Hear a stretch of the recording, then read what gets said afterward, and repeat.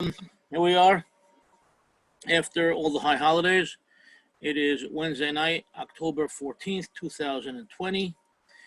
Topic is Ben Hashemashot of Rabbenu Tam, or what is this time of ending Shabbat as per Rabbenu Tam that we see more and more people doing? Is it something that's correct, something that's incorrect, something that has a basis? And there's a lot of sources. I'm going to try to scratch the surface tonight. We're not going to do it justice, I'll tell you the truth, because we could be spending months studying this topic. The source sheets that I sent you are just the first 4 pages from a book by Rabbi Eliyahu Zaini, okay, as we've studied from his works before, about this topic. And we're just going to look at his introduction, and then we'll go to some other sources. And obviously this is a troubling issue because it has taken over the way people conduct themselves regarding mitzvot. Most commonly, or for the most common person, it affects when they end Shabbat, Kippur, holidays, fast days, things like that. On another level, it can affect when a baby is born on Friday night, when the milah is, if it's considered Shabbat, if it's considered Friday, if it's considered Sunday. So that's definitely an issue over there. And there are many, many other facets of halakha, okay, for different mitzvot that have to be conducted at night, whether it's Pesach or Sukkot or Megillah or Hanukkah, so many different things. But we're constantly hearing about it, and it's definitely not something that we grew up with, and we need to understand it a little bit better. So we're going to start reading from Rabbi Eliyahu Zaini, the Rosh Yeshiva of Or Vishu'ah, a Yeshivat Hesder in Haifa. Excellent Tamid Hacham. מאז ומעולם ובכל קהילות ישראל נקבע סוף היום בעשרת הכוכבים. Clearly put, since the beginning of time and throughout every Jewish community, the end of the day has always been known as Set HaKochavim, the time that the stars come out. Kare Bere'iyat Shelosha Kochavim Benoniyim. Meaning what? When the average person sees 3 medium stars. Zo Omer, מהלך 3 רבעי מיל אחרי שקיעת החמה הרגילה בפי הבריות.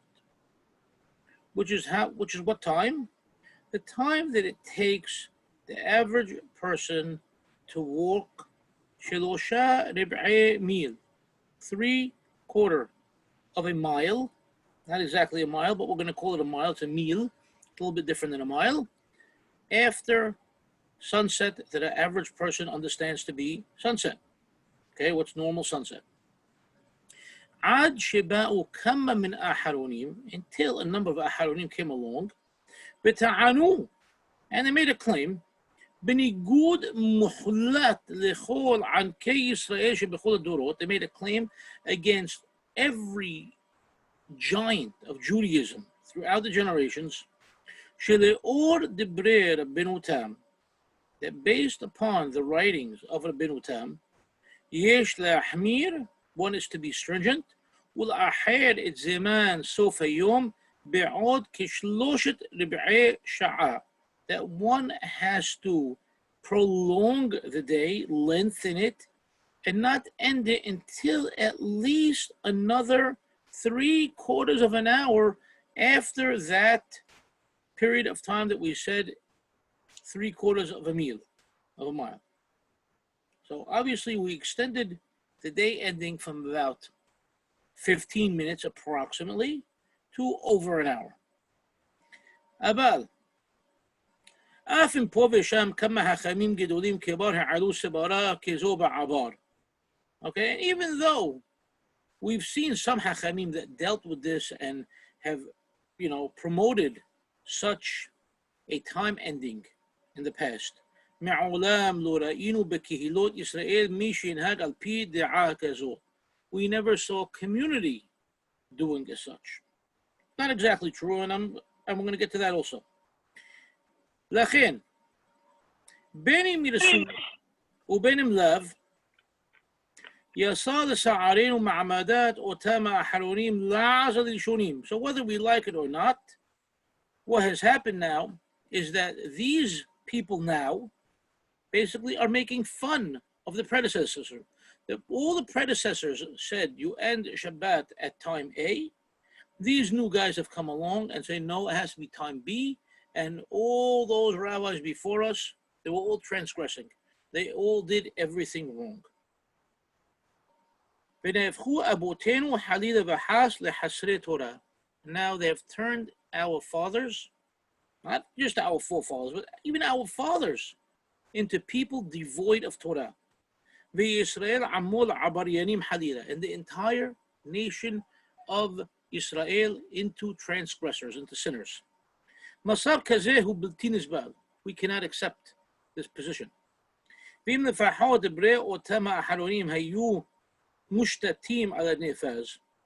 היינו מתנחמים ואומרים לעצמנו ובגויים אין תורה והיינו מעמיסים טעות זו על כתפי הגלות המרה שפגעה בתורתנו לעתים לא פחו ממה שפגעה בגופנו. And if they had a leg to stand upon, then we could say, okay, yes, we made a mistake, we were in the galut, we forgot something, we missed something, and that's why it happened. אבל עתה שדברי רבנו תם במקורם עומדים לנגד עינינו. But now that we have the actual words of Rabbenu Tam, okay, we have the first source in front of us, primary source. ברור לכל מעיין או מעיין שאין שחר לעומדה זו. We now see there is no basis whatsoever for this position. ולכן שינסתי מותניים ובאתי להוכיח שתורת קדמוננו אמת ויציבה ונכונה וקיימת היא. Because I've girded my loins and I'm coming out to fight. I'm bringing out all the ammunition and I'm going to prove everybody wrong. ועוולה לא נמצאה בשפתותיהם. And never for a single moment did any of our forefathers and our hakhamim make one mistake. בשלום ובמישור הלכו וקבעו מה שקבעו ודווקא המחדשים טעו בהבנת דברי רבנו תם.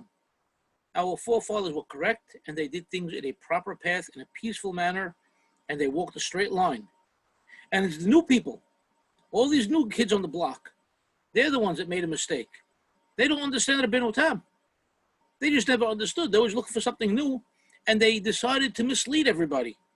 They have caused the sibur, the common person today, the community today, the world of Judaism today, to make a mistake in believing that there is a new time, a time that is later than the real time.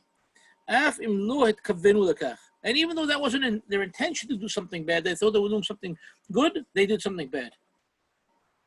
עלי לציין שהמלאכה הדרושה לבירור נושא זה כה גדולה, שהמאמר המונח לפני הקורא, אף אם הוא כבר שכלול של מהדורה הראשונה, הוא נשאר עדיין בחינת עבודה מסוימת. He says, the work in front of me to do this is so great. And even though the work in front of you right now is a reworking of an earlier work I made, okay, and he has about, without his exaggeration, about 75 pages on this topic here. He's calling this an article, okay, 75 pages. He's saying it's still not complete. He says there's still so much more to say. Because I just can't keep going. המהדורה הראשונה נכתבה בזמנו לזכר הגברה רבה כבוד מורה הרב ביוסף כפח, וכיוון שלא הייתי יכול אז לעכב את המוסיל נאור, מצאתי מאמר זה כפי שהיה, תוך תקווה שאוכל להוסיף במסגרת דומה או אחת את מעלה הדברים.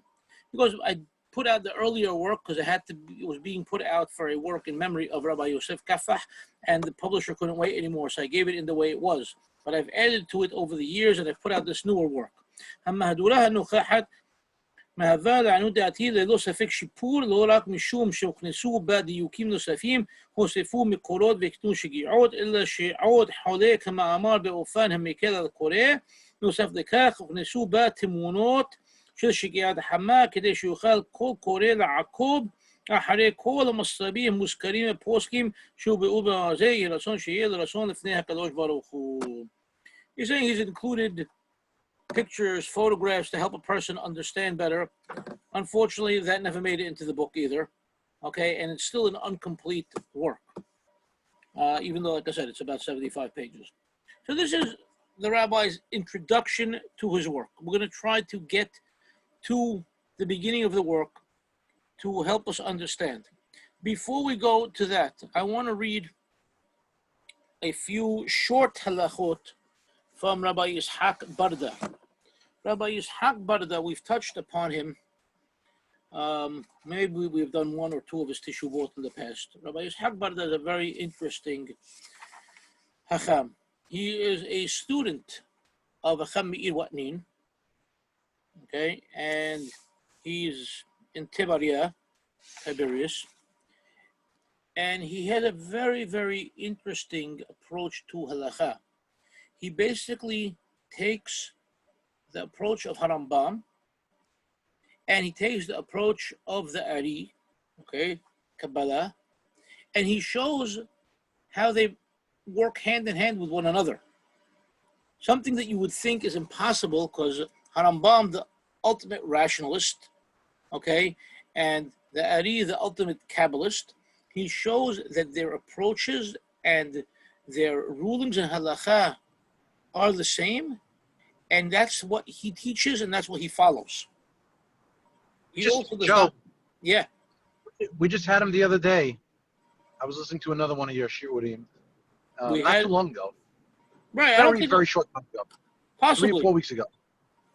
Which topic were we discussing? No idea, but you said the same thing. He mixes okay. Anyway, good. Very long. Yeah, we just had it. He's a very, very interesting fellow, and a lot of his classes are up on YouTube. It pays to watch him, and he's very, very energetic in his way of speaking, and when he attacks people that he feels have taken up, the bastion of faith of Maran, and have gone against Harambam and gone against the Ari, and he attacks them. And it's very, very interesting the way he does it. But he also has written at length. He's one of the first people that I'm aware of that has really written at length about this topic, way before Rabbi Zaini, way before anybody else. And he has written extensively proving, without a shadow of a doubt, that this understanding of Rabbenu Tam is completely faulty, has nothing to stand upon, and anybody who follows it is completely clueless as to what halakha is telling us. It's, he uses very, very strong terms. So anyway, many years ago, he put out just 3 volumes of She'elot and Shuvot. And I guess he thought he was done, and he put out a summary volume of those 3. Since then, he's put out many more volumes of She'elot Shuvot, of which there is no summary volume. But just to understand his summary, listen to what he says. He says, מה שפורסם עד היום, שרבנו תם סובר שיש 2 שקיעות, אחת לאחר השקיעה הנראית לעינינו באופק, והשנייה כעבור 58 דקות או 72 דקות מהשקיעה הנראית. He goes, regarding what has become public knowledge, popular knowledge today, that Rabbenu Tam reasons that there are 2 different settings of the sun. One that happens after the setting that we see on the horizon, and another one after 58 minutes, or what's easier to understand as 72 minutes from the sunset that we see. Okay? So he's clarifying for us that there are people that believe that This is what Rabbenu Tam's opinion is, that there are two separate sunsets. One that happens after the sunset that we see, and the one that happens 72 minutes after the sunset that we see. He tells you now, كعيت نتبارير بسيعتا دشميال معلم يكون سفيك شمع علام لو كتاب ربنا تام كدباريم هلالو. He goes, now it is clear to us, without a shadow of a doubt, that Rabbenu Tam never wrote anything of the such. Ad Rabbah Husholel Debarim Ilu Besefer HaYashar. In fact, just the opposite. He goes against such things in his book Sefer HaYashar. Veshitato Hikach. And what is his position? He says like this: Tahilat Shiki'ah Hainu Lifneh Shiki'ah Hanir'it Ba'ofak B'shi'ur Arba' Milin Shehem 72 دقات שהוא זמן פלג המנחה ומאז מתחיל זמן תפילת ערבית. He says the beginning of sunset, very carefully, okay, happens before the regular sunset that we see. Okay, when before? The amount of time it takes to walk 4 miles approximately. And that works out to 72 minutes. In other words, 72 minutes prior, not after, but prior to the sunset that we see. And this time is Pelag HaMenha, or Pelig, as people know it. Okay, or in the world of today, Plag, which is completely wrong.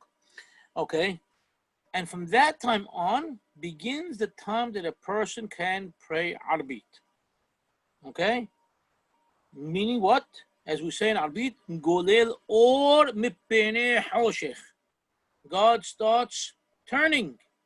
He's turning the light for the darkness, like we're reading in the Parashah this week, Parashah Bereshit, where Hashem creates the sun and the moon and the stars. You have the darkness and you have the light, and it's a process. God has put this system into play. We say in Arbit every day. Lefi sheme'az mathalet hashemesh lishkawa. Because at that point, at this pelig, okay, at this 72-minute period prior to the sunset that we see, that is when the sun starts to slowly descend. Obviously, it does not go below the horizon until sunset, but you'll see the sun actually moving. Okay. לא ממש העגולה, אלא קרני השמש נכנסות תחת האופק במערב. So that big ball of fire of the sun, you don't see go down, but the rays of the sun, you start to see them descend to the west. ואילו סוף שקיעה, and the end of שקיעה, היינו כאשר השמש בעצמה שוקעת באופק מערב ונעלמת מעינינו. And the end of this time period is the sunset that we see when the entire ball of the sun goes down on the western horizon and disappears from our eyes. ואז מתחיל בין השמשות, and that's when בין השמשות begins. When does בין השמשות begin? When the sun sets, the sunset that we know of, the sunset that we open the calendar and we say, okay, here we are today. What time is sunset today? 6:16. That's when בין השמשות begins, 6:16. ואחרי זה כשיוצאים שלושה כוכבים, and after that, when 3 stars come out, בארץ ישראל קרוב לחצי שעה לכל היותר, in Israel, generally not more than half an hour later, אז נחשב לילה. Then it is considered nighttime. ובחוץ לארץ, and outside of Israel, מתארך זמן בין השמשות עד ל-40 או 50 דקות לכל היותר. This time period that the stars come out and it becomes definitely nighttime does not extend beyond 40 to 50 minutes at most past the sunset that we see. This is what Rabbi Yitzhak Barda is telling us based upon his careful scrutinizing and analysis of the words of Rabbenu Tam himself. And he continues, וכל זה דומה ממש לעלות השחר. And all this is identical to dawn. כי בשעה שקרני השמש חודרות לחום 18 מעלות הסמוכים לאופק המזרח, at the time period when the sun gets to that period of 18 degrees, okay, to the eastern horizon, okay, ונכנסות לחלון שממנה השמש תזרע באופק לענינו, and then it enters that window, if you will, when the sun starts coming up, and we will see it for sunrise. אזי יהיה עלות השחר. That's when עלות השחר is. וכשיעברו 72 דקות, and when 72 minutes pass, אזי תזרח השמש לענינו באופק. That's exactly when we have sunrise. So עלות השחר is 72 minutes prior to sunrise. So in this case, 72 minutes after is the other way. וכן מבואר להדיא בלשון רבנו חננאל. And this is what we find in Rabbenu Hananel as well. And then he continues and he gives other, explanations for Rabbenu Tam, etc. But this is the main gist of his 3 lengthy teshuvot on the topic, okay, as to what Rabbenu Tam is saying. Do we have any questions on this so far to understand what's going on? All right, I'm assuming we have no questions on this. Now, once more. Wait, I'm sorry. Could you explain the 72 minutes one more time? Absolutely. Be more than glad to, Abi. Thank you. So, what Rabbi Yishak Barda is telling us, he's telling us the same way you have a period of time prior to sunset, you also have a period of time of that's prior to sunrise. So what is the 72 minutes of Rabbenu Tam? The 72 minutes of Rabbenu Tam is not 72 minutes after sunset, rather. It's the 72 minutes prior to sunset. It's the 72 minutes when the sun begins to slowly descend to reach that point when it will actually set. Yeah, but who follows that? Nobody, don't they follow 72 minutes after sunset? Right, so that's what we're here to study tonight, to prove and you're telling me it's prior? One second. Oh, okay. What I'm telling you, again, first we read an introduction by Rabbi Zaini. But before we go into what Rabbi Zaini wants to tell us, I wanted to show you what Rabbi Barda says, because Rabbi Barda is the first one, to the best of my knowledge, and I've looked into this topic over the course of many years, the first one that really, exposed the myth, the one who really studied the topic at length and wrote about it at length, already going back years ago, I would say over 30 years ago, where he wrote about it at length. He shook the world with it. A lot of rabbis came out against him because he exposed this, and he stands by what he says, and he's proven it time and again. And so what he's saying is this, is that what Rabbenu Tam, said, or what people think Rabbenu Tam said, there are 2 sunsets. One at the sunset that we know, and one 72 minutes later. Okay, that's what people think. But Rabbi Barda proves that that is incorrect. And what Rabbenu Tam rather said there is the sunset that we know, but the other sunset begins not afterwards, rather 72 minutes before the sunrise that we know, what we know today as Peleg HaMenha. That time period, 72 minutes prior to sunset. So let's say we said today, sunset was, we said today, maybe 6:16. Okay. 72 minutes before. Right. Okay, would be what, 5:16, about 5:04, right? Yes. 5:04. That's when Peleg is. That's when the sun begins to slowly descend. Not the ball of the sun, but rather the rays of the sun, that glow of the sun. You'll start to sense that it's beginning to get dark now. Okay, the day is ending. That's when it begins. And from that point on, that pelig, that's when you can now start praying arbit, because the sun is already going down. So now the So same. Rob, so Joe, instead of being Mahmir, he looks like it's a kula that you could start even earlier than most other people thought. Is that possible?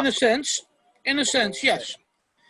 So now, what Rabbi Barda is showing you is that this makes, very, very clear sense, because anybody who understands astronomy, you know that the sun, the moon, the earth, they have cycles.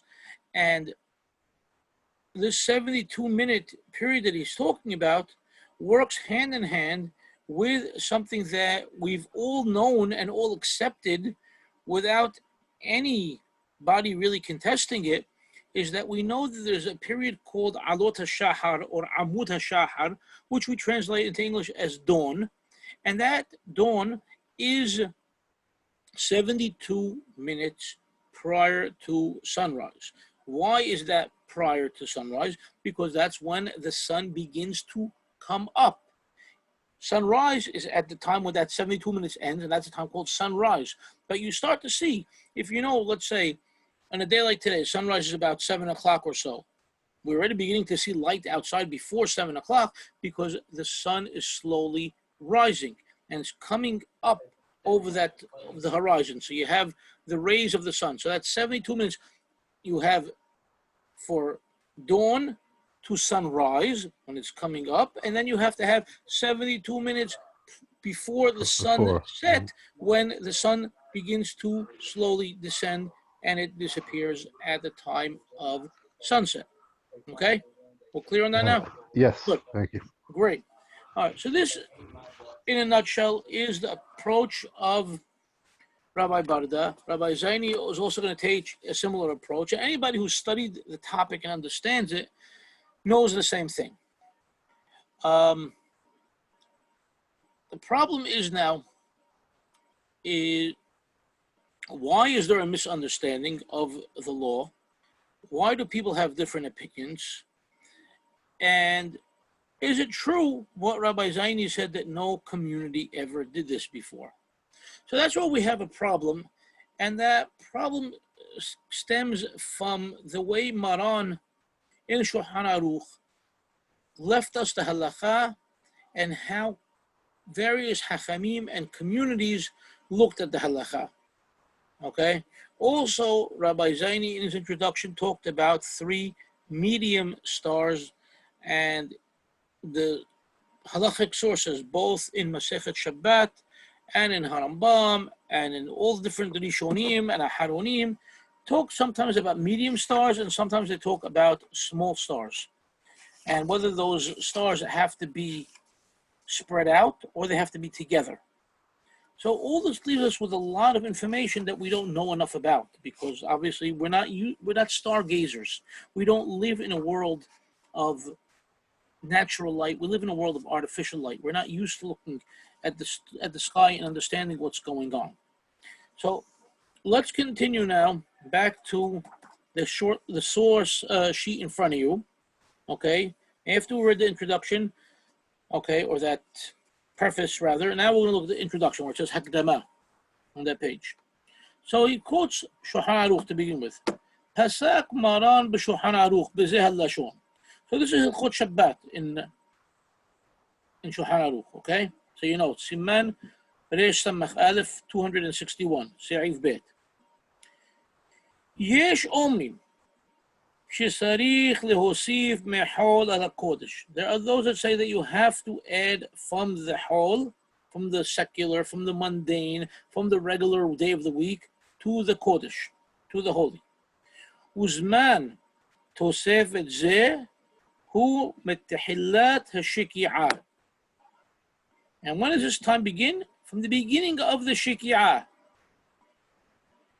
She'en hashemesh nir'et al ha'aretz, when the sun is no longer seen on the earth, عاد زمان بين هالشماشot, until the time of بين هالشماشot.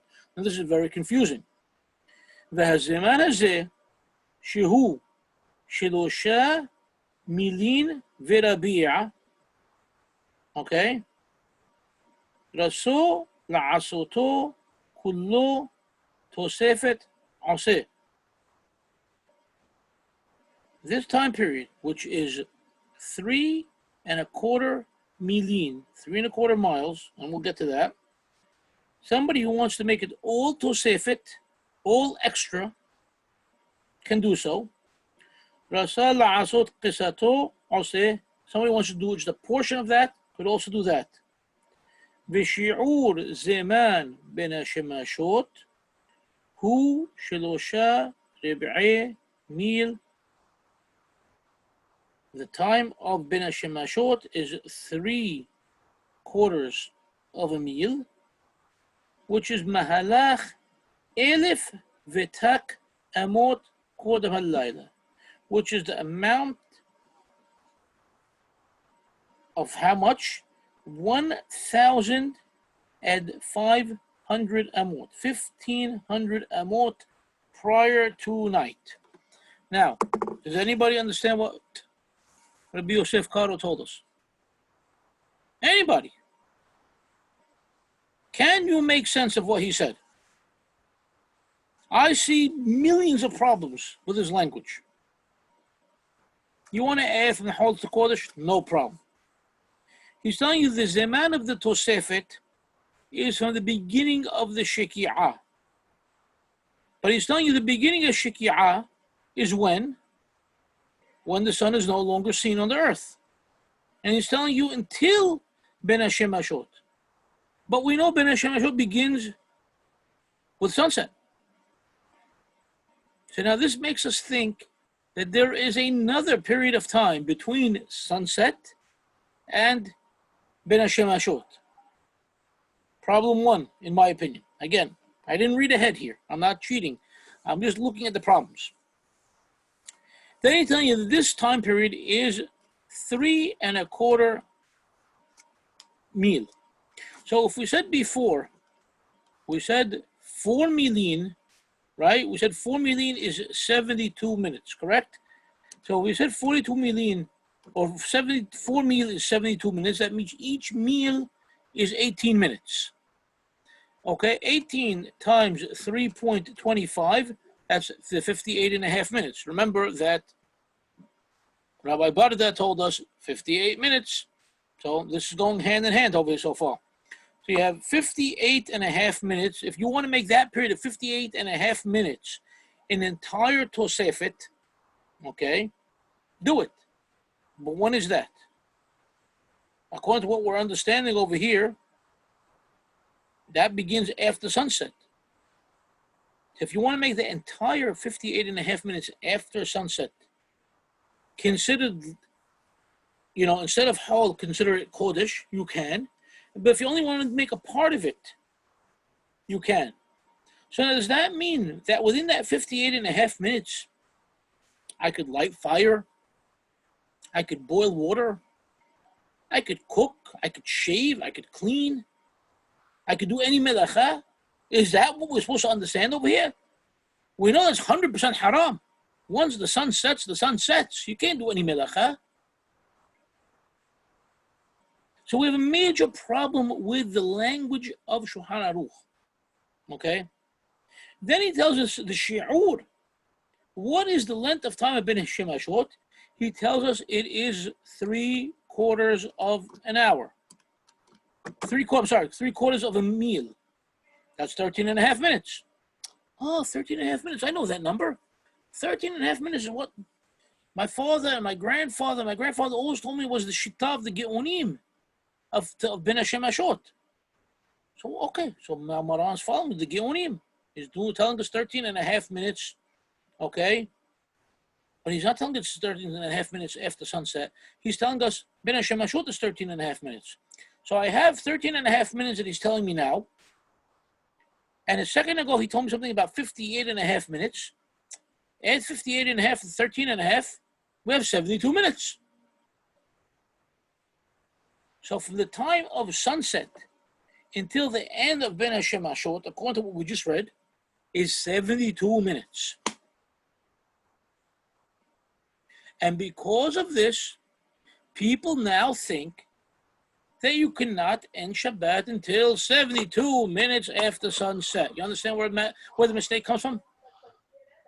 Yeah, From they're adding this wrong. language of Shulchan Aruch, which is confusing, completely confusing, misleading, causes people to think that Shabbat cannot end until 72 minutes after sunset. Yes? Yes. It's very convoluted, don't you think, Abby?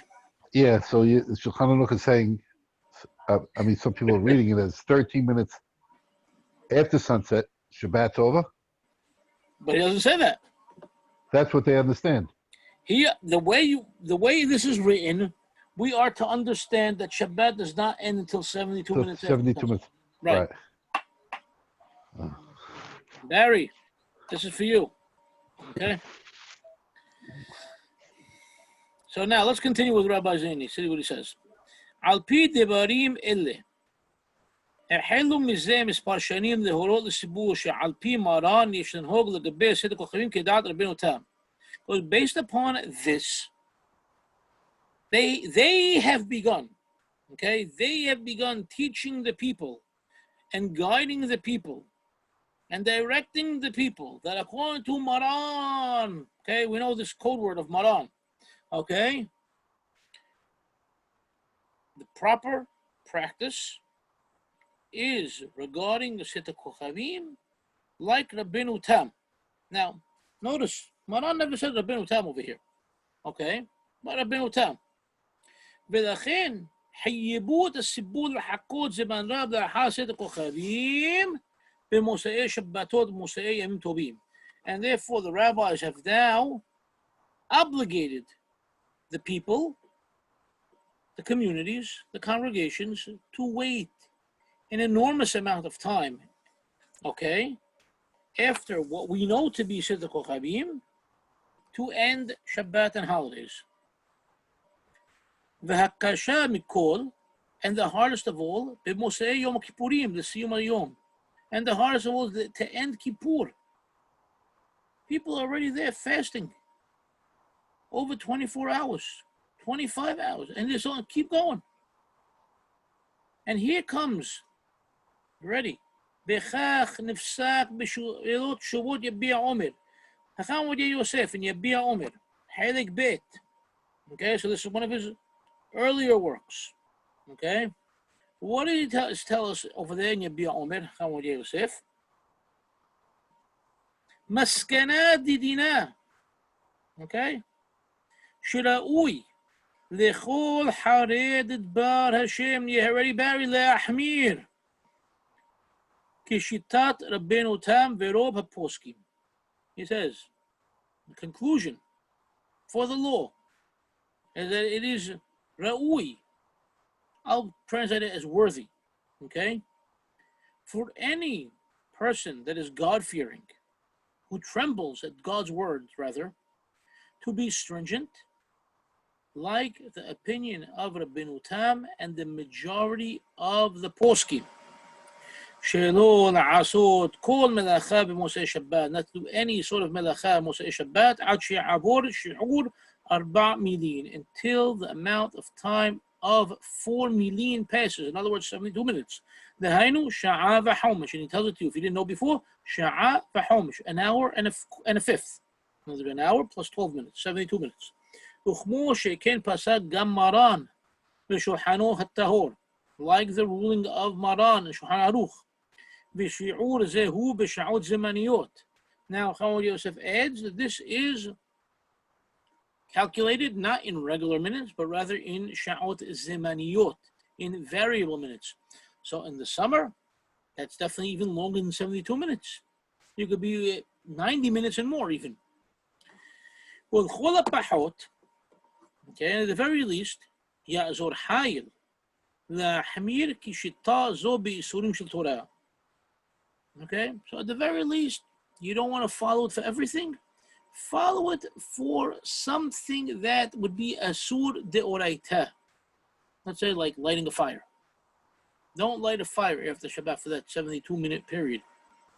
Maybe do something else. But don't light a, וכן שלא לאכול במוצאי יום הכיפורים עד השיעור. And don't eat at the end of Kippur until that period has passed. ומזווה, we have a commandment from the Torah, לפרסם, to publicize, ולהודיע, and to let it be known, זאת ברבים. Okay? Publicize it. Let everybody know. ללומדים ויודעי ספר המחזיקים בתורת השם. To anybody who learns Torah, anybody who knows how to read a book, anybody who wants to hold on to God's words, let them know. ולהסביר להם חומר הדברים, and explain to them the stringency of the matter. Let them know what's going on. So, Chacham Yosef, who we generally know as, not only we know, but is known within the world of halakha as being a non-stringent type of guy. In fact, a person who looks for leniencies and to help people out with leniencies and to find ways, to make the halakha more palatable for people. Over here, he's doing just the opposite. Okay? Based upon what we read in Shulchan Aruch. And then he adds, okay, we're going to read some more from Chacham Yosef now. He adds in his additions. והלום נתפס בחדש של שואל ישמח לבעל לרב גדול מרבניהם הערב וראיתי אליו שהריך בעניתו בדין זה ועלה גם כן להחמיר כשתדבר אותה בדברי כמה הפוסקים שכתבו והשיב על דברו השם בתי כהונה על דבריו הרב בתי כהונה שכתב דהוי במספר הדורות נהגו דלא כבתאית לנאמר שלו הפוסקים חולקים על רבנו תם ודעת הגאונים על זה כתב דבאמת אף גאונים סביר עלי כרבנו תם וכל הפוסקים החיים סביר עלי כבתה והרדב"א זעי בגודלו שלא מסע מי שיחלקו על רבנו תם במקרה מה כל מרכן אין עוד שם שאיני פידו שנים בזה אין שם באורך גם אני נפל מחדש ממש ספר עוד חיים מידי הרב הגאון בירים השועיים הרבים לחיים דרוק וכולו סובב והולך בעניין זה מעניין לעניין באותו עניין באורך ברוחב כדי שבתו עלה ויגע בעשר אצבעותיו לברך הלכה זו על פי גדול הפוסקים ומדבר הפוסקים שהזכרתי כי עשרים המספר הוסיף שכן דעת רב סעדיה גאון והובא ברעבה ועיתו עושה בתרומה ברעבה אמר אמנות במקבת הסבורי ראי אז ורבן ורשם ודבר מנהיב ותורתו ורדה בדין עדת אלוהים ותבר המועד ועוד לכם לכם רחיב الديبور عليهم من الكوهين وحيدان وسيب الخبر الشيء على إبراهيم متهم مسيك ونحمير قابل وتاني ودار وتاني ودار وتاني. So now he's quoting a couple of books and he's saying not only did I bring 20 sources of great hakhamim who said so, now based upon the writings of Rabbi Druk and others who have expanded on this topic, here are many, many more, great Rishonim and Harunim who say the same thing, and this is what we have to do. أشير على كلمة زوال فرسمة دبرين لفني كون بني بدع بيودي سيف الأحميك شد بن وتام وبيحول الدان دأزلينان بتاه and especially not only do we have to teach everybody but especially for us people who follow Maran we must do this views ولا فسقل حمراء بيجام هربيع حرمين سولم كان كم وش بين الفنيم سبب المسيم دريم يحميم زي ولكن في عيون and anybody who learns to do this and it becomes mahmir with this will be blessed from the Almighty.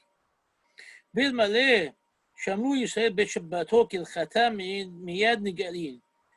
And famous line that we all know from when we were in elementary school, if Bnei Yisrael followed 2 Shabbatot, immediately we would be redeemed.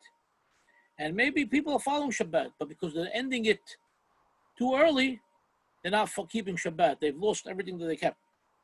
ומי שאינו יכול למחות באנשי ביתו להנהיגם להמתין כל כך להדרקת עינו במוצאי שבת מאיזה סיבות, and somebody who he himself has accepted this upon him and he's doing the right thing but he cannot convince the other members of his household to do so. על כל זה בעל נפש יחוש לעצמו. It means he shouldn't give up, he should still do the right thing. Okay, וימנע עצמו ממלאכה עד השיעור. You let him keep holding on, to the right way. They'll come to learn, obviously. بكيام تليق بتون لأبي بكي بيتي وجد معريف به حوبا كدوشا لخول شيء نجع لهم بلبو And this is a holy obligation for anybody that's been touched by the Spirit of God. Now, this is really a bit difficult because Chaim Yosef definitely knows that this wasn't the common practice. He knows this wasn't what was taught to myriads of Jews throughout the world, through so many communities, through so many hakhamim. But he has taken this really, really hard stance because of his dedication to pushing the Maran ticket and what Maran has to say. The question is, based upon what we're looking at now, are we understanding Maran correctly? Or rather, are we understanding Rabbenu Tam correctly to see if it fits into what Maran wrote? So let's continue with this other next paragraph to end off what he's saying.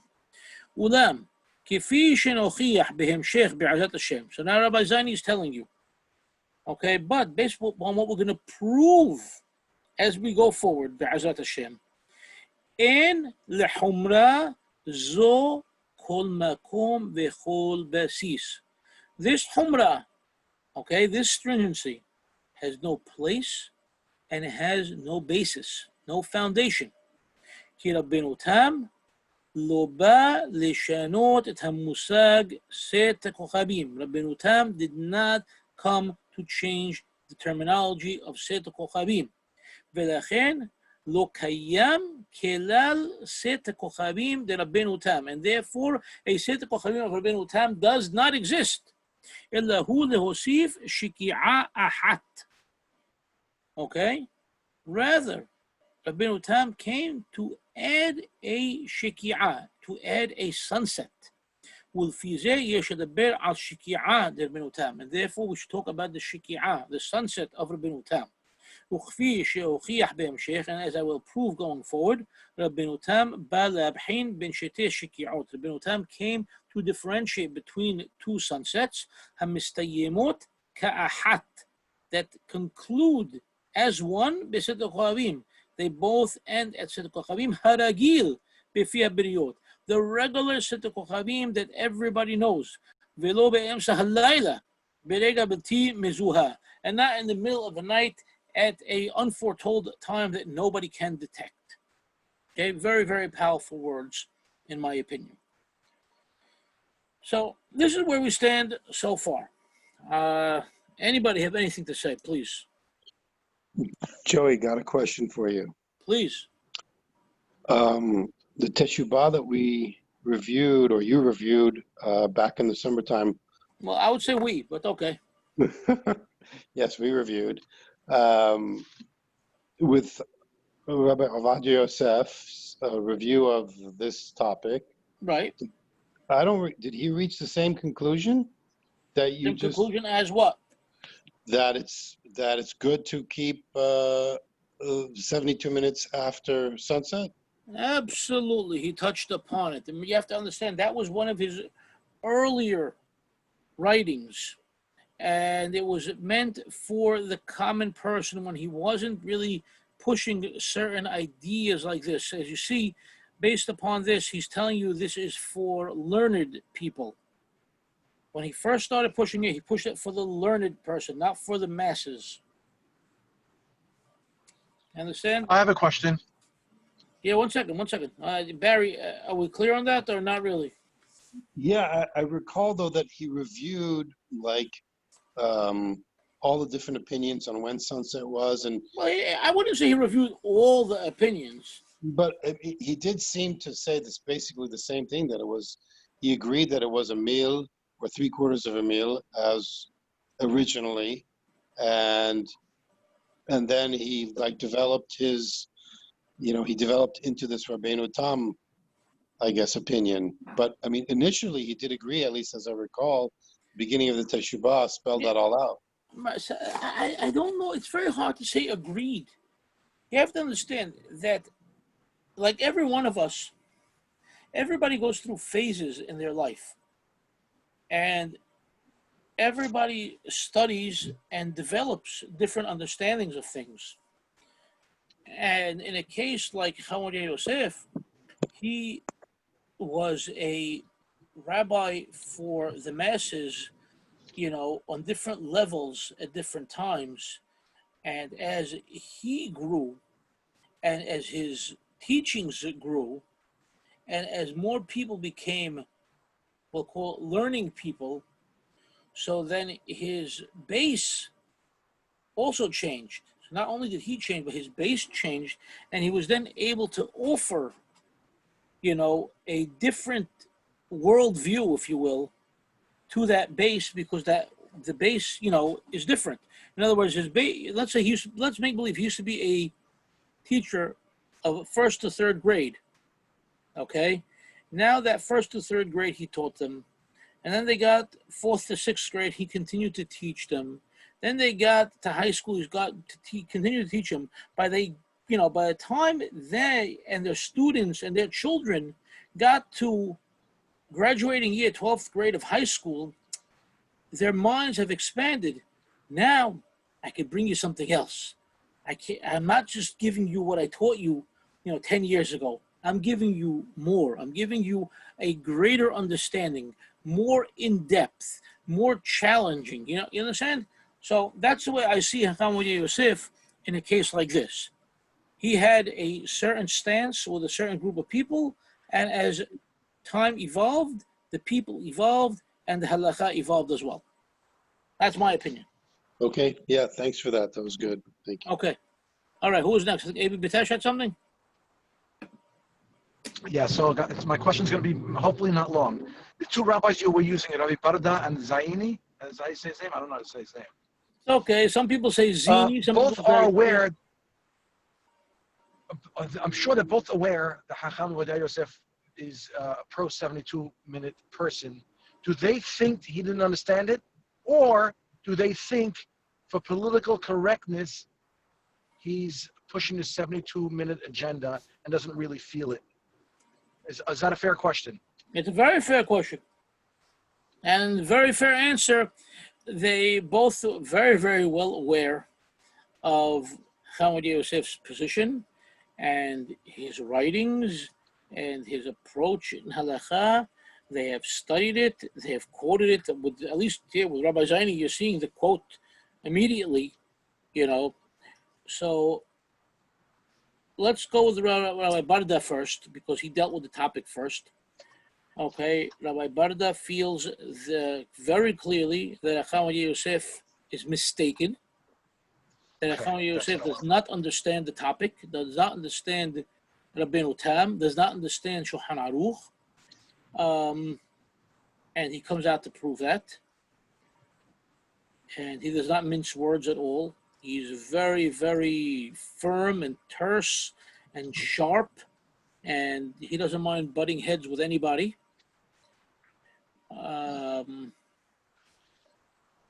That's per Rabbi Barda. As far as Rabbi Zaini, I would say, is more respectful in his approach in general. Not that Rabbi Barda is not respectful, but I think Rabbi Zaini is a little more respectful. And any time Rabbi Zaini feels that the Hamad Yosef is wrong, and I mean seriously wrong, misguided, misunderstanding, even going against halakha, okay, Rabbi Zaini has no problem calling him out on it. And he writes at length, and Rabbi Zaini is also an academic, okay, and when he writes his articles, they're very, very well sourced, very, very scholarly. He even brings up variant text readings based upon Geniza documents, based upon scholarly rewordings of writings of the Rishonim that have been found in different libraries throughout the world to both prove and disprove, whether the case he's making or other cases, he brings out various writings from the Geonim that people aren't aware of. He does his homework, above and beyond to clarify the halakha, to fine-tune the halakha. Both these rabbis have a great desire, in my opinion, to do justice to halakha, and they don't care that a rabbi as great as a Chacham Yosef may have said, something and laid down the law. If they feel that he is technically incorrect, they have no problem showing that he's incorrect. And they're not doing it just to call him out on it. They're doing it to clarify the halakha. When Chacham Yosef is okay with something, they don't come out against him. They're not the type of rabbi that is constantly out to attack Chacham Yosef. There are rabbis like that as well. Neither one of these rabbis are like that. So I hope I answered your question, Amy. Yeah, perfect. Thank you. All right, next question. Anybody? No. You see me staring at me, nothing? Okay. All right. I'm going to read something else now. And this could get a little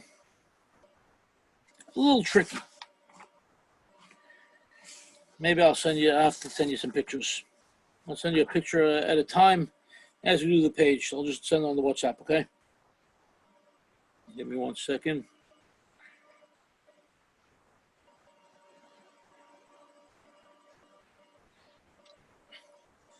All right. So in front of you, you have a page from a book called Derech Eres. This book, Derech Eres, is a book about minhagim and history in Halab. The author is Rabbi Abraham Adis from Bnei Barak. And when he put this out, this came out, I believe it was 91, I'll check the year in a second. He tried to make a case, in a sense, for 72 minutes. Even though he knew, and he says that wasn't the practice in recent generations in Halab, but in older times it was. And the reason I'm bringing this is because Rabbi Zaini is saying no community did this. So we have to keep in mind that for our modern period I'm talking about, let's go back to the time of Maran, Shulchan Aruch. Shulchan Aruch, Yosef Karo, written in Safed for the most part. There was a great Hacham from the Lanyado family who was sent from Safed, from Eretz Israel, from Maran, to go to Halab to become the chief rabbi. And that was the start of the Lanyado family in Aleppo, and a path of father to son, Lanyado chief rabbis until they lost that privilege for whatever reason. I'm not going to get into a history lesson right now. So it seems that Rabbi Lanyado brought this 72-minute concept to Halab where it was accepted and followed. But let's look at what I sent over now. לעניין זמן סדר כוכבים מנהג ארם סובה בדורות האחרונים כשיטת הגאונים. Very, very simply put. Okay, regarding Seta Kochavim, the Minhag and Halab in later generations was like the Shitta of the Geonim. And Abi Dwek can testify, his father, Dennis Alav Shalom, was very, very famous for teaching that. And it's known that in Halab, they followed Shitta of the Geonim for Seta Kochavim. He said it all the time, in classes and in person and in discussions with people. So it's something well known. כן מוכח מתוך כתביית המובא בספר בהר יראה. And it's brought in the book. ידועה ומפורסמת המחלוקת בין הגאונים לרבנו תם. And there's a well-known מחלוקת between the view of the גאונים and the view of רבנו תם, שלשיטת הגאונים מתחיל בין השמשות מיד בשקיעה. According to the גאונים, בין השמשות begins at sunset. Okay. Okay. אלא שנחלקו האחרונים בדעת הגאונים, מתי הוא סוף זמן בין השמשות. And are אחרונים that discuss and argue when is the end of בין השמשות according to the גאונים. So in other words, when is סט הכוכבים. Then you have the שיטה of רבנו תם, זמן סט הכוכבים הוא שעה וחומש אחר השקיעה. And the שיטה of רבנו תם is 1.5 hours after the שקיעה. ובספר בהר יראה מובא מעשה שהיה בעיר חלב. Okay, and so this book, בהר יראה, actually brings a case of a child that was born, child being a baby boy, that was born after sunset. And this is where we learn most of what we know about Sit HaKochavim and the opinions of Rabbenu Tam and the Geonim and etc., generally based upon boys that are born Friday night after sunset, because they need to figure out at what point was this child born and to determine when the milah should be. And so we find so many cases like this in Radbaz, in Maharam al-Ashqar, and so many scenarios like this. So here's another case. He's actually giving us a case in Halab. And you had this child that was born after sunset. And the hakhamim obviously discuss when the milah should be. Okay? And this is what he says. Okay? And this was in the year Taksah. Taksah, we're talking about 1738. Okay? No, 1838. Correct?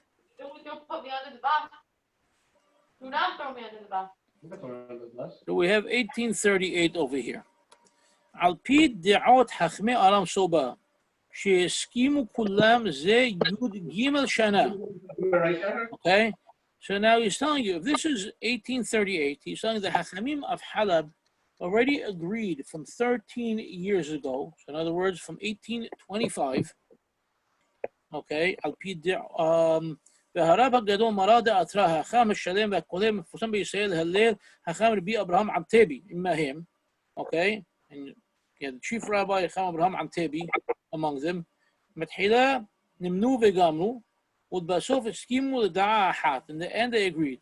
אשר כל ממהדקין, okay, שלאחר מגרב. The entire 45-minute period, 45-minute period becomes 3/4 of an hour, correct? Regular hour, 60 minutes, 45 minutes. 3/4 of an hour. After the Maghrib, after sunset, him besafik bin hashemashot.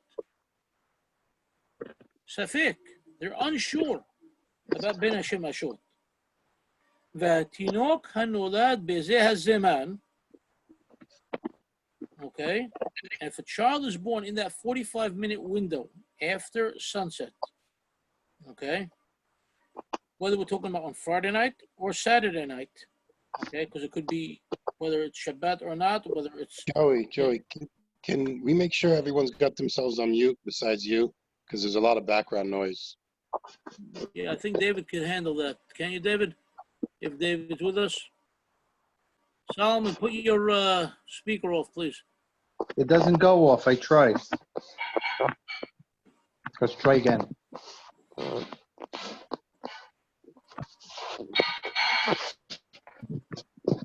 Nope. You're gonna have to mute me on your Yeah, own. I think David, your brother has to do that. Let me see if I can do it. I don't know if I can. I'll come back and I'll try it. Give me 1 second. I'm gonna try it. No.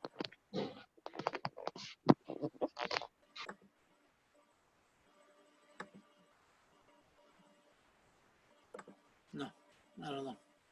All right, anyway. So this 45-minute period, so let's say it's Friday night, okay? It could be a 45-minute period.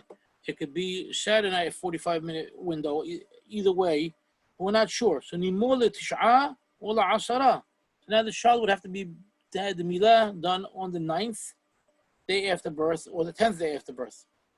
Upasku vehoru ken halacha lema'aseh sham kihila kedosha aram soba. And that became the ruling in Halab.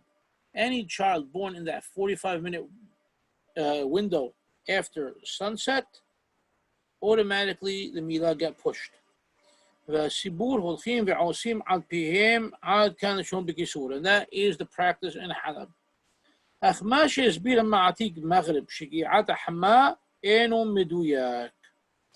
now here's where things get a little confusing maybe. So technically Maghrib is sunset, but it has to be clarified for the location. ואומנם זהו התרגום של מילה, אולם תלוי במקומות. כי הכלל הוא שבארצות האסלאם בשעה 12 מתקיים קריאת אל-מגרב. ובעיר בגדד, so now there's an Arabic clock, which we're not familiar with today, but generally the Arabic clock is at the stroke of 12, that's the Maghrib. That's when sunset is. And that stroke of 12 can be different in different places. So now he's telling you, Bi'ir Baghdad, in the city of Baghdad, which is east to the locale that we're talking about now, the sunset is earlier. The Maghrib tends to be after sunset, like the Ben Ishai discusses. Halab, which is much more western, השקיעה היא אחרי המغרב. אוקיי? וזמנה של השקיעה הוא 11 דקות וחצי לאחר קריאת המغרב. Technically in Halab, sunset doesn't happen until 11 and a half minutes after, what do you call it, after the Maghrib. Okay? So it would be at the time of 12 hours and 11 and a half minutes, according to the Arabic clock. وفي زي ما كتب بالسفر بهاري 45 دقيقة לאחר המغרב, הכוונה 33 דקות וחצי לאחר השקיעה. So technically that window in Halab was not a 45-minute window, rather it would have been a 33 and a half minute window. ולא 45 דקות כדברי המעתיק. בעיין עוד בספר דברי יוסף שוורץ, שכתב שמעתי שבעיר חלב אירע כמו חטא שנים שעברו שנולד ילד זמן מה אחרי שקיעה, והייתה מחלוקת גדולה בין חכמי העיר מתי ימולו, ועסקו וחקו בו כמו וו ימין, והסכימו כולם לסקה הלכה האסלאם שעד ממהי דקים אחר קריאת המגרב הוא יום.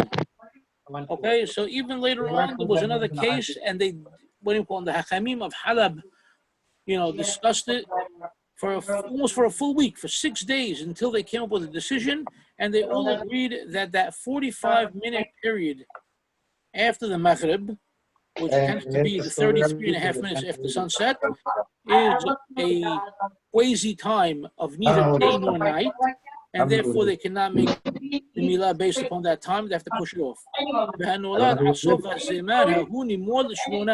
ואין ספק אצלי. אילו היה להם ידיעה במסגרת האמיתית או היו פוסקים כן, היא המסגרת שאחר כ"ה דקים אחרי השקיעה באופן ירושלים.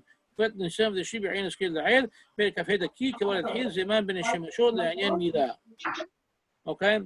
So this Rabbi Schwartz who's writing, it seems that he had knowledge of astronomy, okay, and he understood that the way the times fell out, that for Yerushalayim, it would be a period of 25 minutes after sunset, and for Halab, which is further north, it would be 28 minutes. And therefore, if they knew this, they wouldn't have had to discuss this all week long.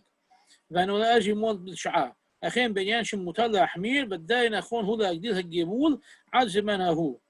כמו שפסקו על כאן. ונראה בעלי, כי מעשה זה הוא המעשה ומה בספר בהר יראה. Well, that's a different story.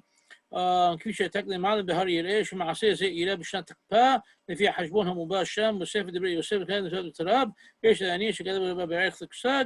Okay, so he's trying to justify that it's the same incident. ואם כן דבריו כאן קשים להולמם מכמה טעמים. And he gets into the whole thing, back and forth, back and forth, back and forth, as to what this time period really is. But what he's trying to show you over here, okay, and I'm not going to continue with it because there's no point in going on for another 3 pages, is that even in Halab, they did follow different time periods, and it wasn't a straight time period of the Geonim. Okay, they had this point of time where they were unsure. Okay, and then according to this Rabbi Schwartz of Yerushalayim, you know, it could have been 25 minutes for Yerushalayim or 28 minutes for Halab, even though in Halab they were doing 33.5 minutes after sunset or 45 minutes after the Maghrib.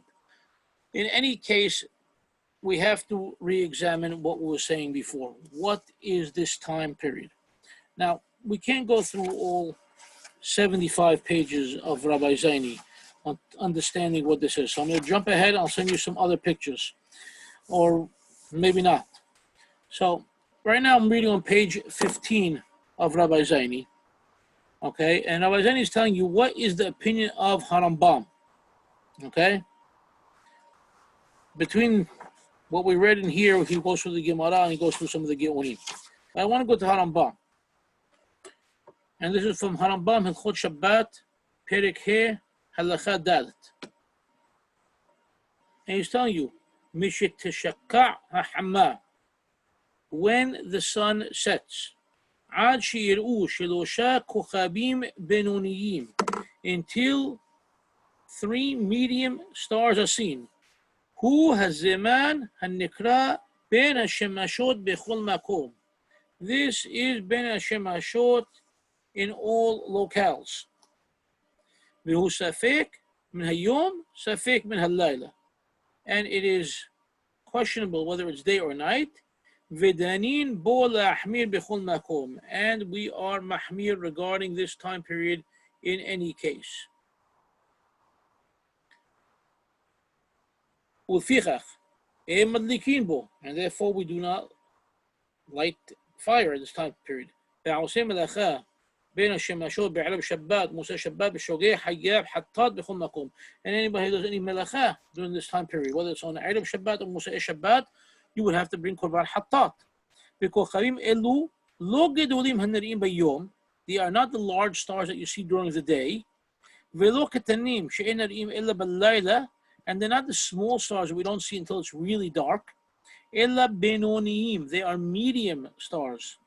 משיראו שלושה כוכבים אלו הבינוניים, הרי זה לילה ודאי. And from the point that we see these 3 medium stars, it is definitely nighttime.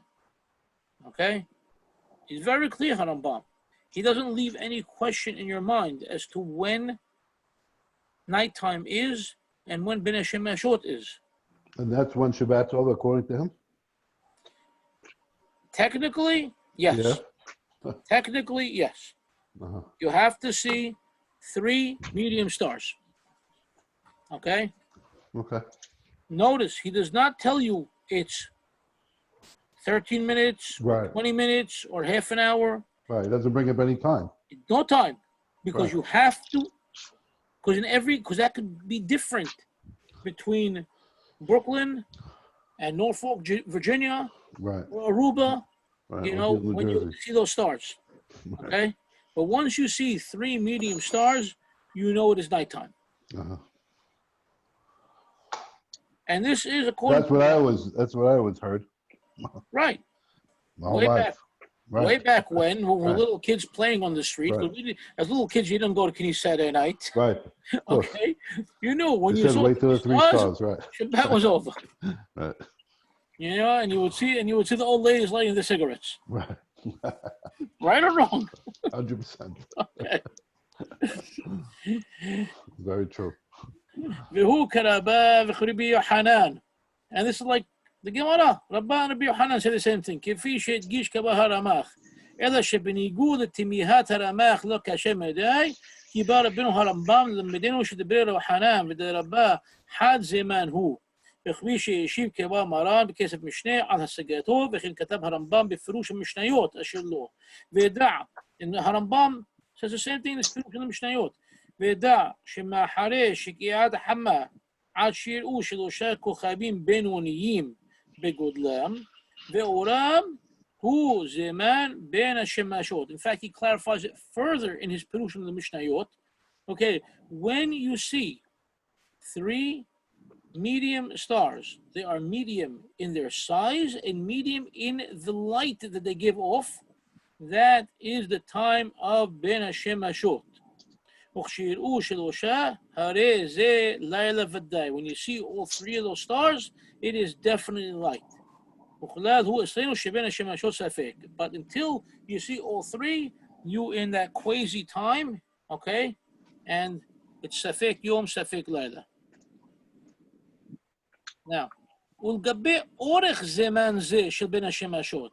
Now, regarding the length of that time, לא השאיר לנו הרמב"ם כל ספק. The Rambam did not leave us any doubt. שהרי בהלכות תרומות, like I told you, Rabbi Zaini is thorough. He goes through everything. Because go to the Hot Terumot, Perek Zain Halacha Bet, he tells you, and Hatemeim Ochlim Betruma Ad She'aribu Shimshan V'yas'u Shelosha Kochabim Benoniim Ve'zo Ha'et. Now, how long is this time period to see those 3 stars, the medium stars? Kemo Shelish Sha'a Ahar Shekiat Hama. It's like 20 minutes, like a third of an hour after sunset. Okay? Shneimar Ubah Shemesh V'Tahir. Ad Shetahir Harakia Min Ha'or Ve'ahar Yochad Min HaKodashim. Ubah Shemesh V'Tahir. What's Ubah Shemesh V'Tahir? The sun has come V'Tahir. What do you mean Tahir? Until the rakia, until the firmament, until the sky is tahor from light. No more light. That's what the pasuk is telling you, according to Harambam, and that's when these temeim can eat their tenuma. Okay?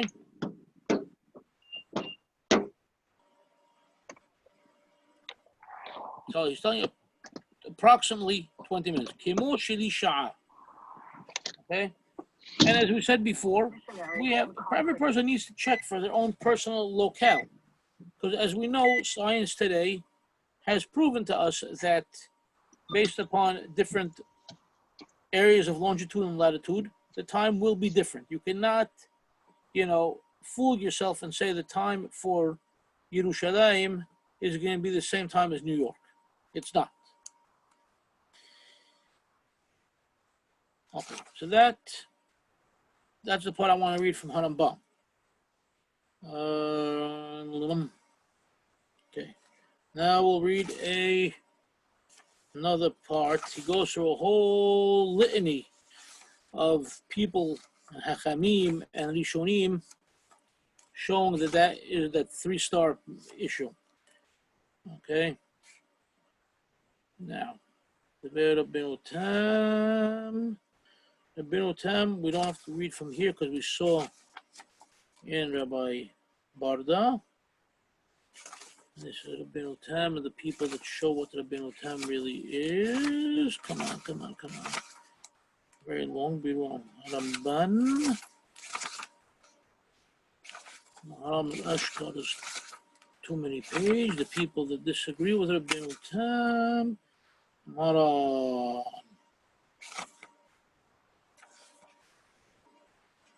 Okay.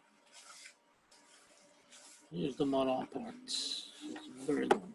1 second. Sorry, guys. That's my computer.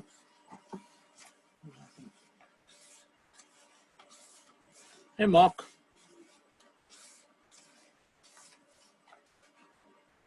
How are you?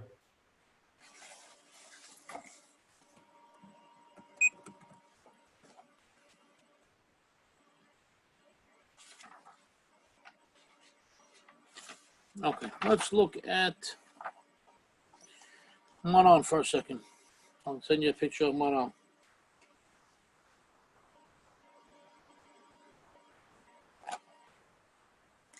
All right. I just sent you page 57 just now from Rabbi Zaini. Amdat Maran. What happened here? Katabat Tur. Okay, remember, we read before from Maran at the beginning. Let's see again. ספק חשיכה, ספק אינה חשיכה, אם מעשי לבדי, ואם הבדין הכלים, ואם הדקין הנרות, והוא בין השמשות שהוא ספק יום, ספק לילה, וזמנו משתשקע חמה ואילך.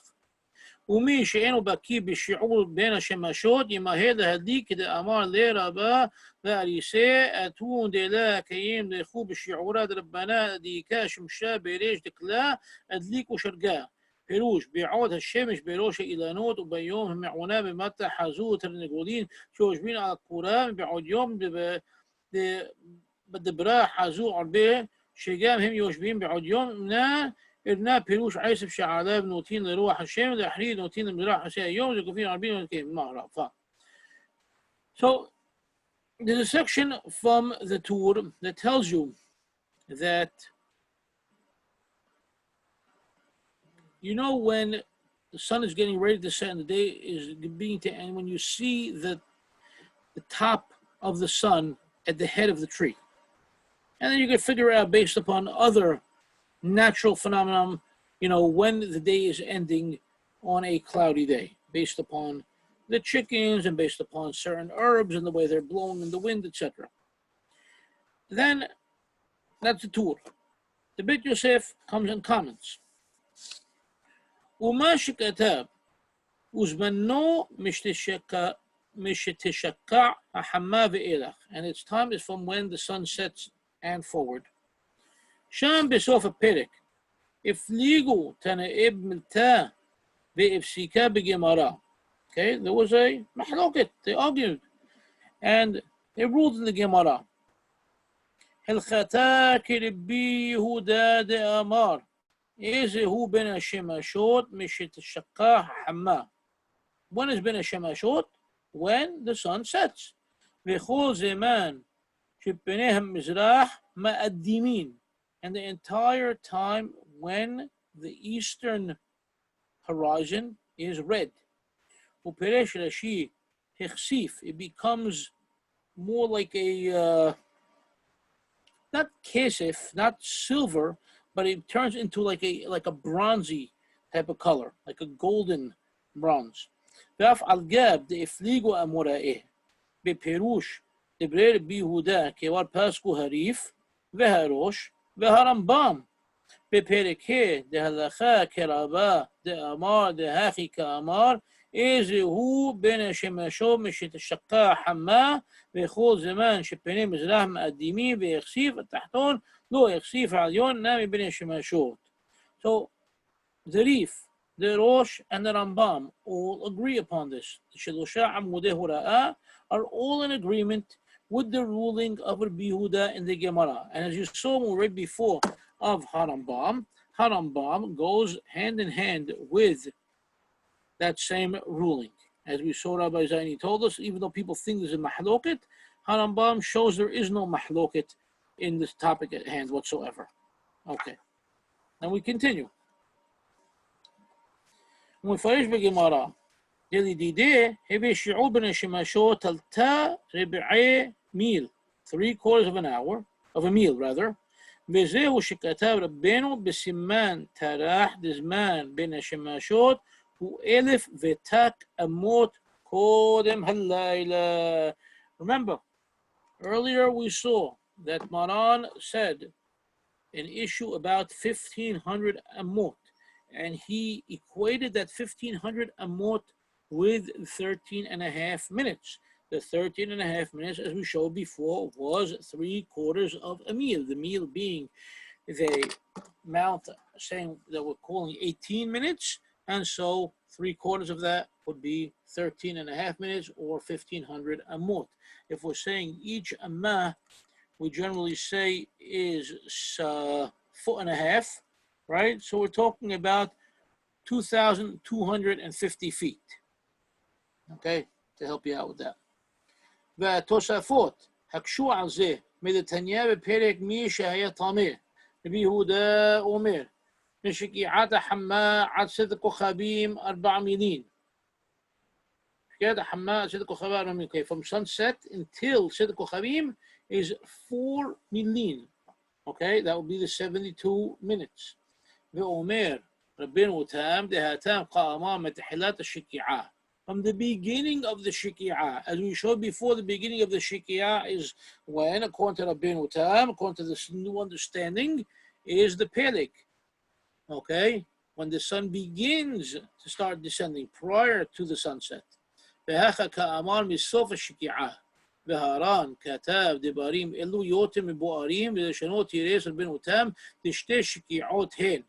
As Rabbi Zaini told us earlier, the question is not about the 2 different Sita Kochavims that Rabbenu Tam has, rather about, because Rabbenu Tam never said that, Rabbenu Tam has 2 different Shiki'ot, 2 different sunsets.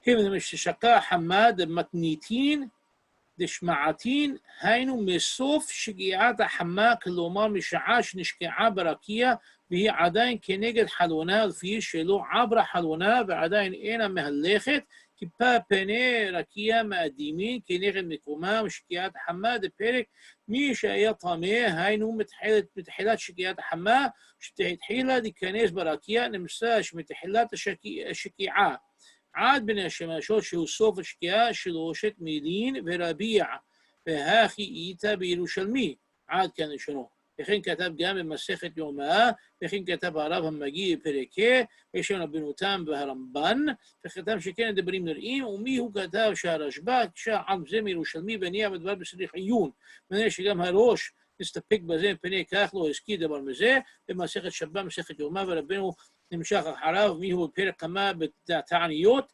והעניין מקבל תעני סתם עד שקיעת החמה, כתב שקיעת החמה היינו סדת הכוכבים, ואף על גב דאמרינן פרק מי שהיה טמא משקיעת החמה עד סדת הכוכבים, הם יודעים פירש רבנו תם, היינו מתחילת שקיעת החמה, כשהחמה מתחילת להיכנס בעביו של הרקיע, אבל שקיעת החמה היינו סוף שקיעת החמה, והוא זמן סדת הכוכבים גימי מוסקן, אלא מה זה סיביר עליה האחי, אם כן יש לתמוה על רבנו, שלא כתב דברי רבנו רב תם, והגאון מארי אבוהב כתב שרבנו סובר כדעת רבנו תם ונדחה בפירוש לשון רבנו. So all this is from the Beit Yosef.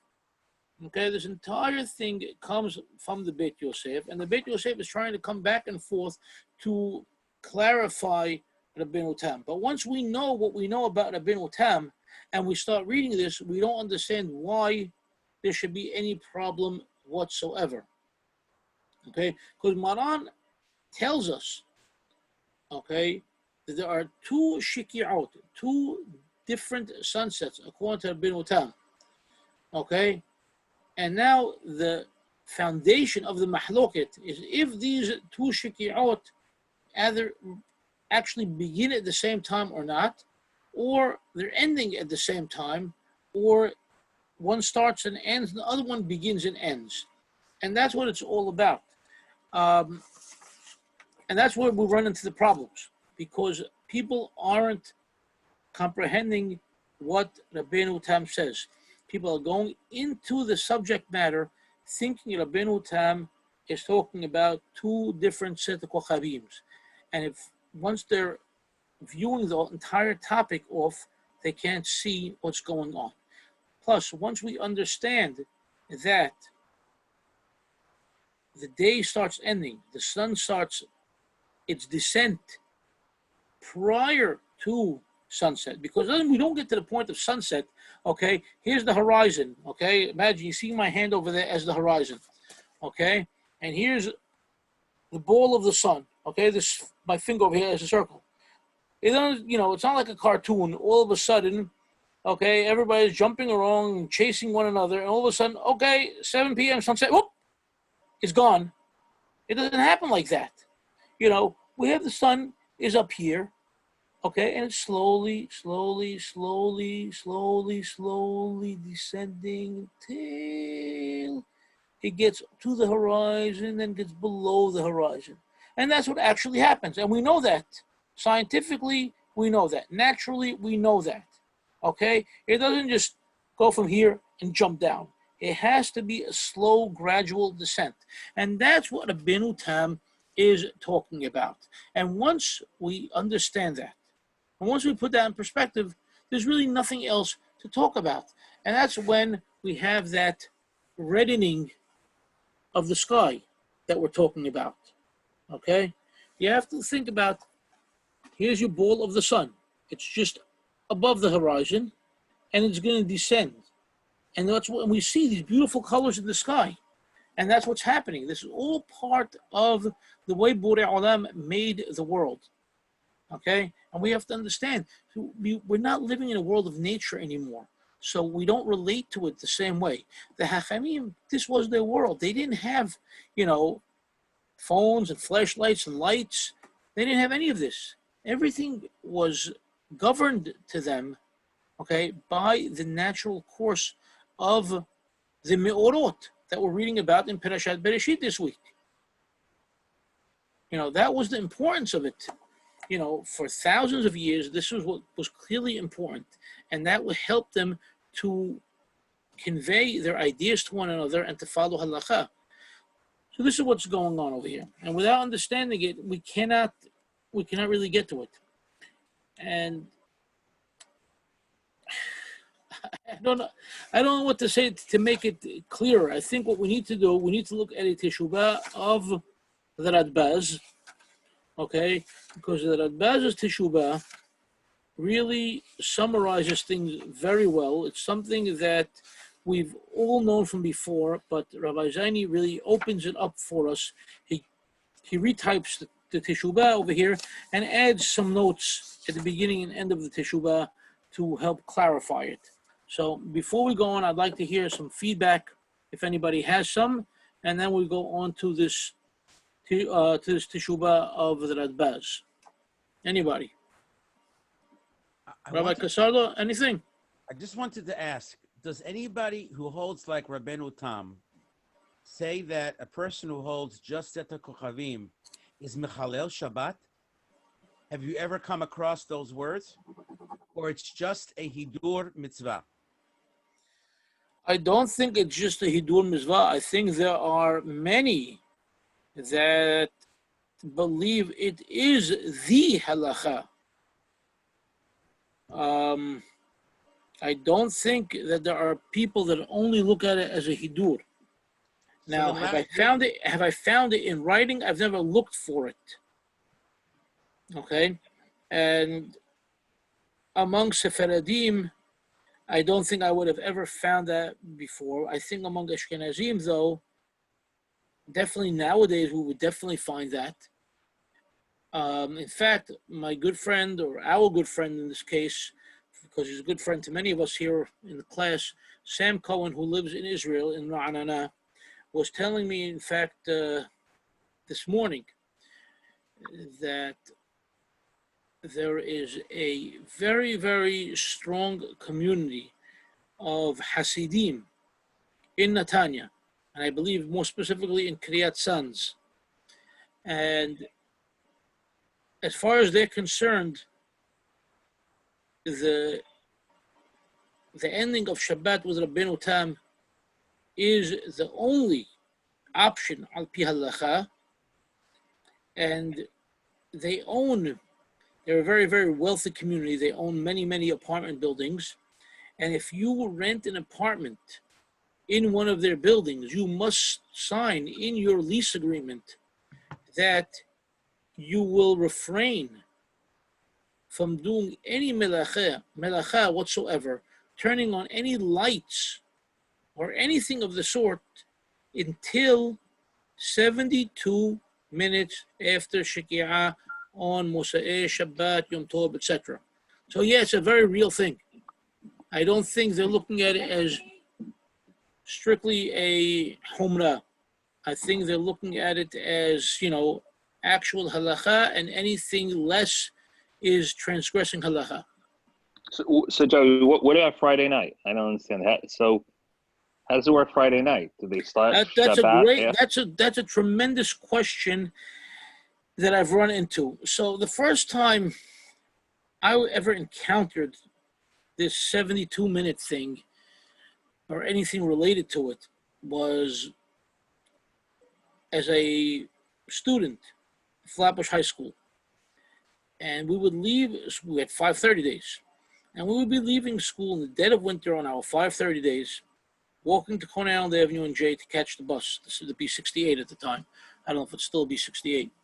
And there were little steeples on Avenue J, and Hasidim would come out on the street trying to pull us into Pray Mincha. And we know sunset happened already at 4:30, and it's now 5:30, and they're calling us into Pray Mincha. And we're telling them, you can't pray Mincha now. No, you can pray Mincha now. Rabbenu Tam. We have 72 minutes. We still have another 10 minutes to pray Mincha. This is the time that we pray.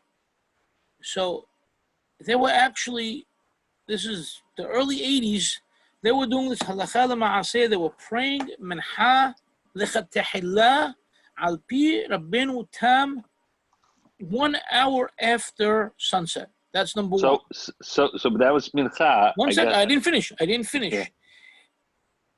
Later on, and this is a number of years later, I remember seeing somebody on the street on a Friday night doing a specific melacha, and it was clearly after sunset. And I looked at the guy, and I was about to say something, and somebody else walked by and said, don't tell him anything. He doesn't follow the halakha like us. He follows something called Rabbenu Tam. I go, what do you mean follow something Rabbenu Tam? It's sunset. No, they don't believe sunset happened yet. So, yeah, they actually do actual melacha after sunset. And they feel they are within the guidelines of halakha. But Rabbi Avadia Yosef, who's telling you to follow Rabbenu Tam, is he telling you the same thing on Friday night? Nope. Tarte de Satre. Two contradicting issues. I don't understand how and why. I don't have an answer for that. Does he have a question? Does I don't know. Address that issue at all? I don't know. I haven't seen it, but I haven't looked for it either. I have never run across it though. I don't know how to begin, to reconcile such a thing. Great question. Would have to ask somebody, closer to his circle. But he definitely did write that you could definitely not do anything after the sunset that we see. That much he has written. So obviously he knew that people were either doing otherwise or concluding otherwise on their own based upon, the 72-minute thing. I don't know. I have no answer for you, Nissim. This is such a foundational difference between how to observe Shabbat. It's unbelievable. And Yom Tov. It's such a foundational difference. I mean, you enlightened us. How one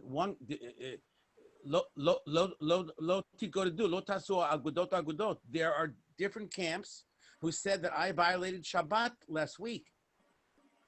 Simchat Torah, but I didn't. I waited till Tzedek Kochavim. Mm-hmm. Wow. Yeah, but Joey, so let's go back to that whole issue about Brit Milah, because that issue must have, that's sort of a, what's the answer on Brit Milah? What do they do on Brit Milah? Well, who's they? Whoever follows Rabbenu Tam. Who follows Rabbenu Tam? Forget about a Shabbat, but on a regular day, I'm just trying to figure it out. So if a baby was born within the 72 minutes on a regular day, on a regular day, there's no question. It's not going to be a difference, right? Okay, got it. There's no question on a regular day. It's only on Friday. The next day. So it's only on a Friday. It's only on a Friday night or a Saturday night. Because if Shabbat didn't end in their mind yet, right, so that automatically gets pushed off. Right? So what do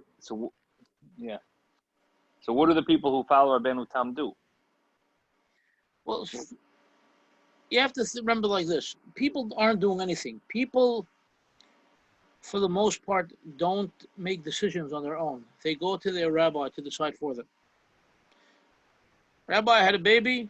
Okay, when was the baby born? Okay, what time? Okay, I'll let you know when to make the milah. And people don't ask questions. The rabbi said, and the rabbi said. You know that, I know that, we all know that.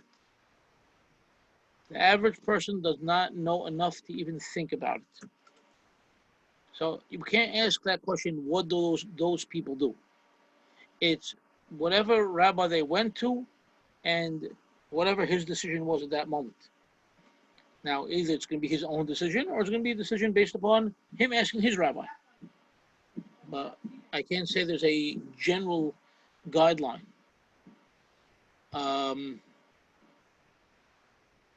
Again, all the topics that we know or all the issues that we know throughout the generations all come from questions like this about babies being born and when the milah should be. Even the question from Harad Baz is going to be the same thing regarding a infant that was born on a Friday night.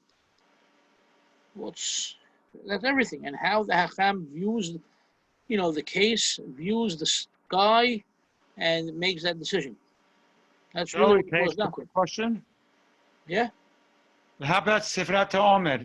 Let's say if it's before the sun is set, but it's not the 72 minute, can you still count that day or it's the next day? You want the truth? Yeah. Once the sun set, you cannot count a previous day. Even according to his Once opinion? the sun set, you cannot count the previous day. The sun has set. Technically, at sunset, you can count the Omer. You don't have to wait for anything. Okay. Waiting to count Omer is a humrah. It is not. Oh, wait, let's say you forgot. But once again, waiting, Joey, is a humrah that people tell you, okay, it's 6 p.m. now, but I have to wait for Seder Kochavim to count the Omer. That's a falsehood. The halakha does not state that.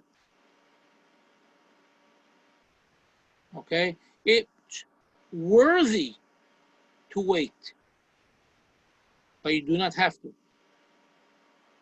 Big difference. So therefore, since it is only worthy and is not the halakha, and halakha states that you count at sunset. Once sunset has come, it is now the time for day 2. You cannot count day 1. The same way, and I'll say this in front of anybody, once sunset comes, you cannot pray mincha. You cannot.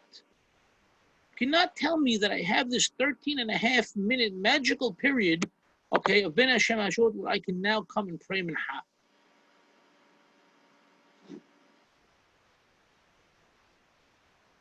The mincha, Qurban mincha, was, our prayer of mincha is keneged the mincha, right? Qurban shel bin ha'arba'im. That Qurban bin ha'arba'im, its zeman was until sunset. If I'm mistaken, Rabbi Kasola or Rabbi Mark can correct me. But as far as I know, the time ended for that Qurban at sunset. Am I correct, gentlemen, rabbis? If that's the case, the time for praying mincha ends at sunset as well. You cannot tell me I'm praying mincha after sunset. Sunset's already time for arbit. You can't lie to yourself. If you missed it, you missed it. Just don't pray. Or if you missed it as a real accident, so you pray shetayim. Yes. Don't fool yourself. People are always looking for ways to cut corners. You can't. You cannot do it. Halakha means law. You have a law on the book. Okay? It's a deen. Follow it. If you can't, be honest that you can't. I don't see why people feel like, oh, I missed it. What do I do now? You missed it. Okay. You know how many times I missed Minha? What can I do? I missed it. Next. If it was something that I missed, again, and not that because I was negligent. So I'd reach your time. If I was negligent, so I lost it. What can I do? You have to be honest with yourself. That's the way I see it. I'm sorry if I'm saying something that, ruffles feathers.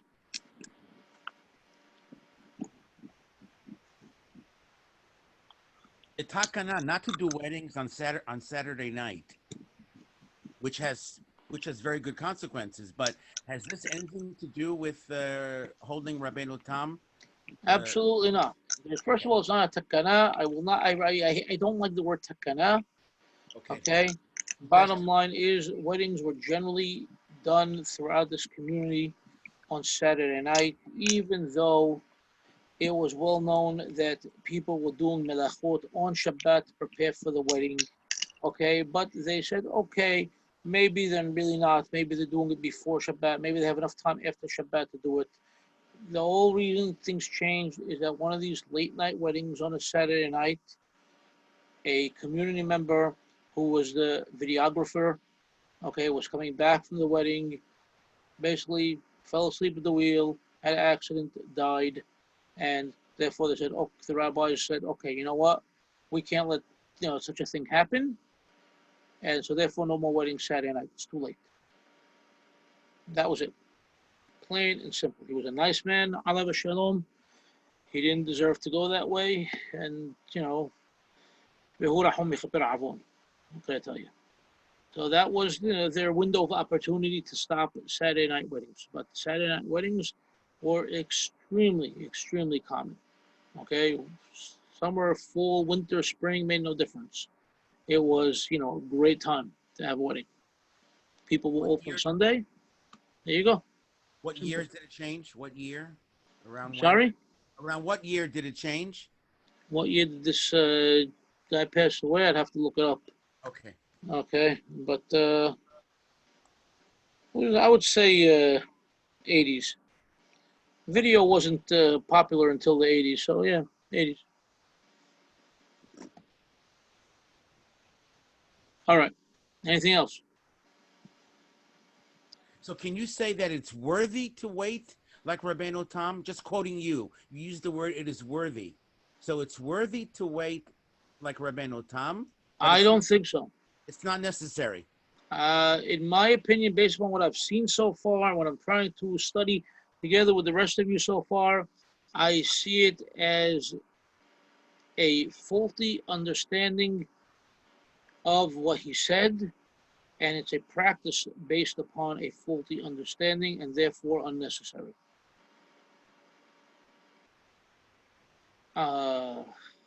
And it's not me saying this without hakhamim to rely upon. This is something that seems to be very, very well steeped in the words of many, many hakhamim. But again, I will reiterate, for somebody to take an approach and say, okay, we're going to follow the Geonim and just do 13 and a half minutes after sunset, I think that is extremely foolish, because you're not being honest with yourself. You're not looking to see if you have those 3 medium stars. And in most locales in the Western Hemisphere where we live, or the Northern Hemisphere where we live, rather, we're not seeing stars so early. We're really not.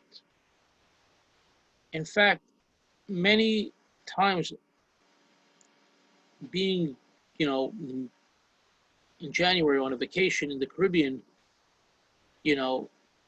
pretty close to the equator, I always said to myself, okay, I'm going to find 3 stars, 13 minutes, 20 minutes.